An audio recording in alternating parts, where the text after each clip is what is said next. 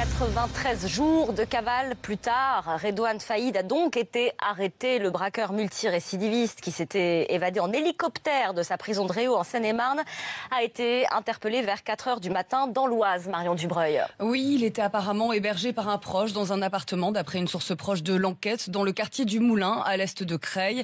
Sa logeuse, 2 de ses neveux et son frère Rachid, qui l'avait rejoint dans sa cavale, ont également été arrêtés. Sur place, les policiers ont également retrouvé 2 armes de poing, mais l'opération s'est déroulée sans incident. Ils ont été surpris, d'après une source proche de l'enquête. Un soulagement pour les forces de l'ordre qui craignaient que le roi de la Belle soit prêt à tout pour ne pas retourner en prison, y compris ouvrir le feu sur des policiers. Oui, Marion disait ces 3 derniers mois que Redouane Faïd était l'homme le plus recherché de France. Il faut tout de même aussi rappeler son pédigré. Oui, plus de 200 policiers travaillaient à la traque de Redouane Faïd depuis son évasion, car il est considéré comme très dangereux. Le braqueur multirécidiviste a multiplié les condamnations.